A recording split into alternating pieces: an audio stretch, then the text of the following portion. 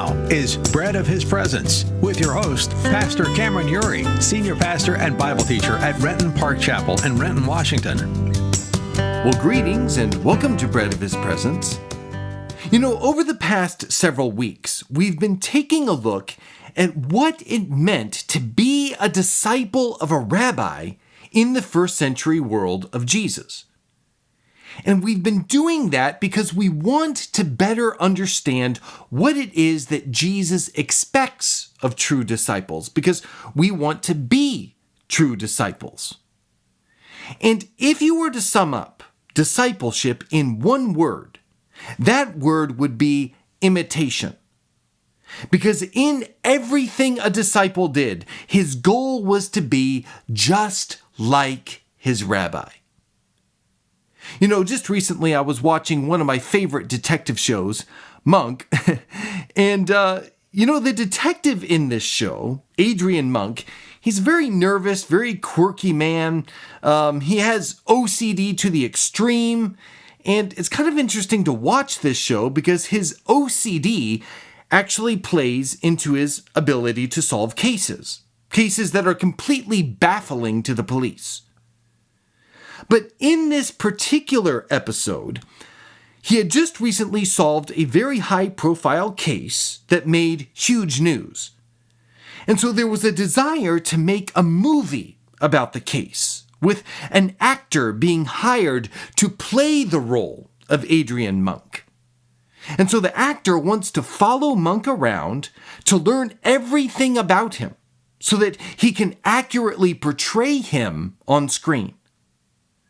And it's really quite comical because Monk has all these nervous habits like touching every pole that he passes, constantly rearranging his environment to make it symmetrical, constantly asking for sanitation wipes from his assistant, that kind of thing.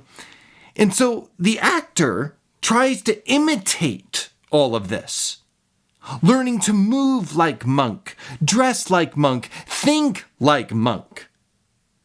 Now, as the show progresses, we come to discover that the actor hired to portray Monk is himself emotionally unbalanced. He loses his own identity and ends up thinking that he is Monk. He forgets completely who he is. Now, if you've watched the show, you'll know that Monk's wife had been killed by a car bomb. And Monk was in this continual state of grief over her death. And so the actor, naturally, or I guess I should say unnaturally, he began to adopt that grief as his own. Now, at first, I wasn't a big fan of this episode because as I was watching, I was thinking about how ridiculous I thought the plot was. And the reason I thought that was because I was thinking that chances were very, very slim of any person like this actor so utterly and completely losing his own identity in his seeking to emulate another person, Monk. But then it dawned on me that this is, apart from the mental illness side of it, very similar to what discipleship was like in the first century world of Jesus. Because in Jesus' world, disciples of any rabbi would always seek to imitate their rabbi to what would seem to us like a very extreme degree. They wanted to move like him. They wanted to talk like him, think like him. They wanted to be everything that he was. Even when it came to his imperfections, his handicaps. By the way, did you know that in the journey of following the rabbi, if the rabbi was hurt, if he had a limp, you would see his healthy disciples walking behind him in his footsteps, in his dust, with a limp? Even his ailments were your honor to pattern yourself after. Now, Jesus had something like that too. And many potential disciples actually rejected Jesus because of his ailment that they did not want to imitate. And that ailment, at least how they saw it, was the cross. It tells us in Matthew 16, verses 24 to 25. Then Jesus said to his disciples, "If anyone desires to come after me, let him deny himself and take up his cross and follow me. For whoever desires to save his life will lose it, but whoever loses his life for my sake will find it." You see, we are to imitate everything, even the cross, if we're to be true disciples of Rabbi Jesus. And that means dying to ourselves. Paul tells us in Galatians 2:20, "I have been crucified with Christ. It is no longer I who live, but Christ lives in me. And the life which I now live in the flesh, I live by faith in the Son of God, who loved me and gave himself for me." Now, Christ living in us, we see here, means that his identity has completely taken over ours. Now, if that is true, then we ought to become like him, and therefore like God, just as a disciple would become like his teacher. Jesus, the Son of God, who is the image of God himself, he talks about this element of discipleship when he says in Luke chapter 6, verse 40, "A disciple is not above his teacher, but everyone who is perfectly trained will be like his teacher."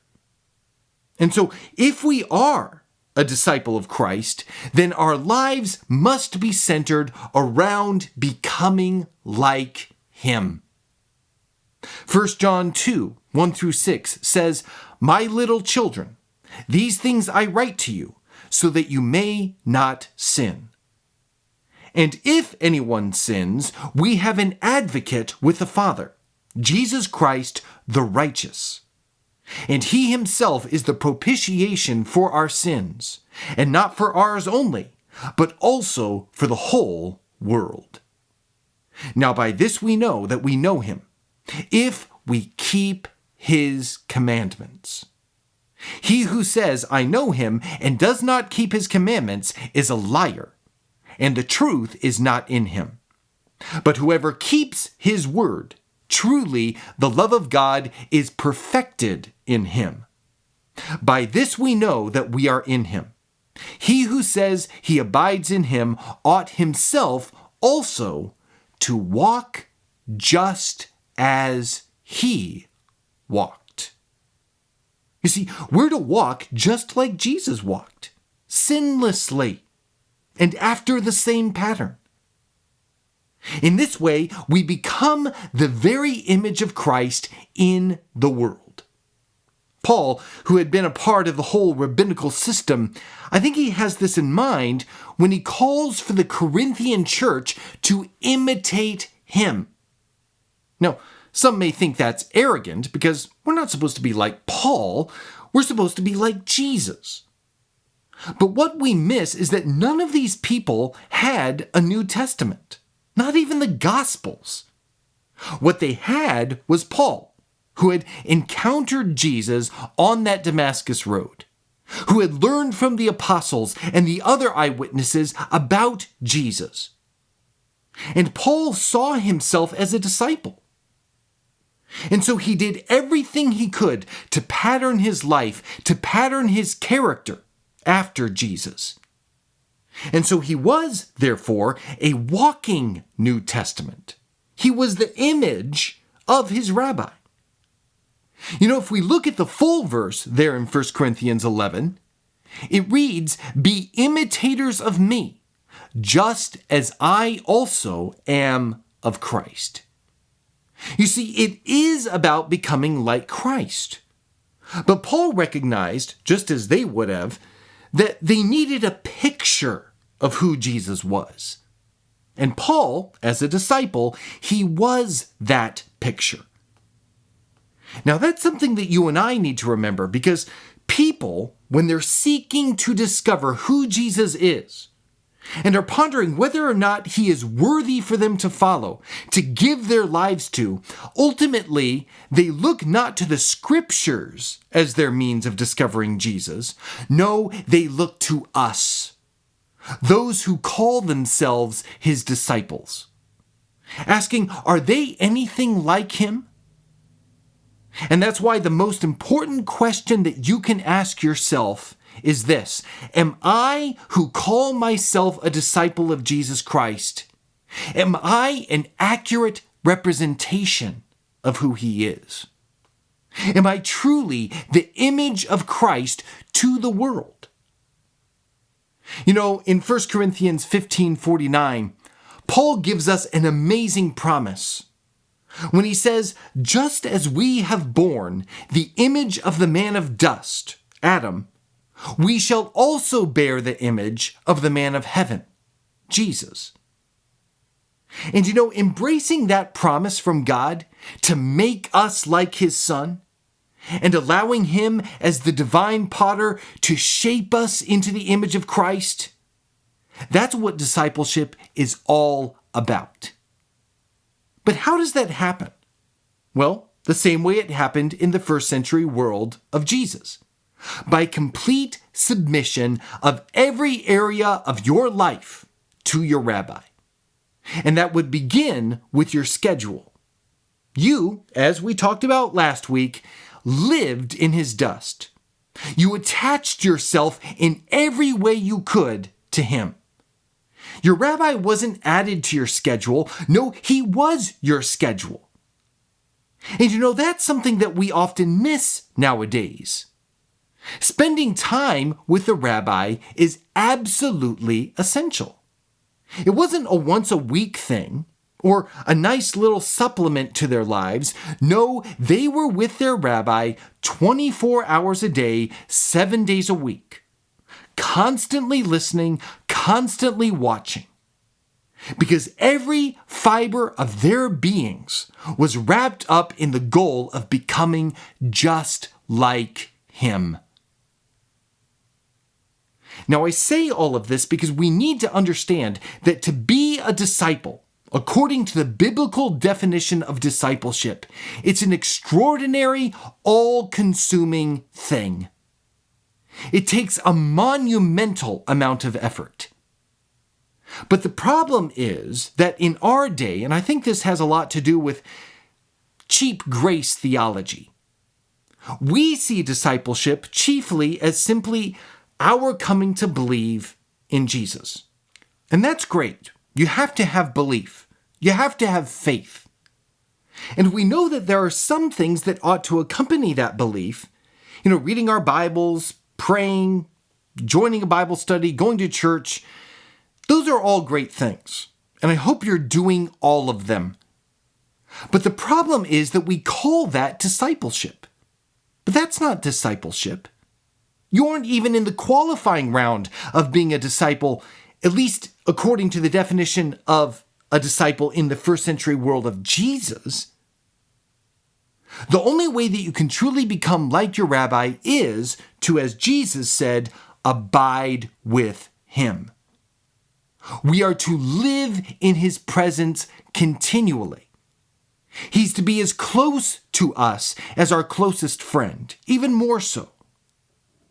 But that's an aspect of discipleship I think we often miss, especially in the West. You know, I was listening to a man who has taught extensively on discipleship in the first century world of Jesus. And he was talking about how one day he visited a church. And he picked up one of the bulletins, and in it he read an advertisement that said, discipleship training 6 Wednesday nights for an hour and a half. He said, I didn't know whether to laugh or cry. Now, good things may happen in that group, but he says that's not discipleship. Discipleship is a 24-hour-a-day, everyday commitment.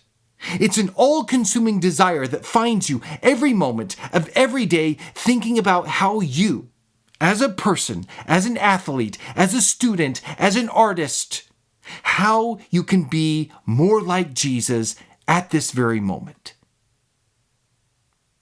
If I were to ask you today, how many of you would like to be disciples? I think almost all of you would say yes. We all want that, or at least we think we do. But the question is, are you and I willing to put in the time that it takes to get to know Jesus? One of the greatest scholars on Jesus, he wasn't a believer, but a Jew who was the head of the department of the Hebrew University of Jerusalem. He was once speaking at a seminar. And he probably didn't know that there were actually some Christians there that day. But he said this. He said Christians call themselves Talmidim of their rabbi, meaning disciples. But he said any Christian who calls himself or herself a Talmid and doesn't read all 4 Gospels once a week is a liar. He said you couldn't possibly know Jesus well enough to be like him. Now that sounds pretty strong to us, but we need to realize that giving Jesus an hour on Sunday, 10 minutes before we go to bed, and then maybe a Bible study during the week, that's not discipleship. That's dabbling. But that's why Jesus had 12 disciples who went out and changed the world. But today we have churches of 1,200 or even 12,000 who struggle just to reach their community. The difference is not theology. The difference comes down to the surrender of our time. Taking the time to be with Jesus long enough to become like him. The question is, are we willing to put in that time? My encouragement to you today is to take that time. Take the time to be with Jesus. Now, I know you have full-time jobs and you can't pray every moment of every day. That's not what we're saying. What we're saying is Jesus the central orientation of your life? Is he the one that you are focused on and thinking about constantly? Are you striving to become like him so that you can picture him to the world? If not, I want to encourage you to do so. Let's do that today and every day. Amen. Today's episode of Bread of His Presence is brought to you by Renton Park Chapel, a church that is committed to the ministry of sharing the joy of hearing and doing God's Word, and to the mission of bringing people into the life-giving presence of Jesus Christ, in and through vibrant preaching, teaching, Bible study, prayer, and ministry to a world that is in desperate need of the healing touch of Jesus Christ. If you'd like to learn more about our ministry here at Renton Park Chapel, or would like to subscribe to the Bread of His Presence podcast, you can visit us online at rentonparkchapel.org or breadofhispresence.org. You can also find us on Facebook, YouTube, Twitter, and Instagram. We look forward to hearing from you. Thank you for listening. And may you know all the fullness of having in your life the bread of the presence of God.